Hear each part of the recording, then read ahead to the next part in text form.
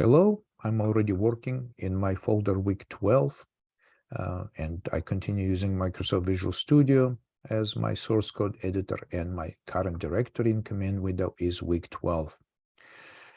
One big item that's coming up this week is this homework project 13, our next programming project, which is the task there is to write a Python module to be able to accept various kinds of console window inputs from the user.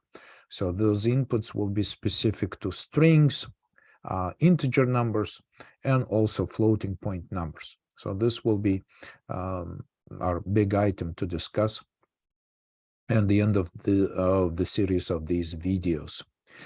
For now, of course, we will follow the same approach. First, you need to study the material covered in the current book chapter, specific to Python modules. And then you can browse through these tutorials. And of course, then you can come back and watch the next couple of examples about external modules to play sound and text-to-speech generation.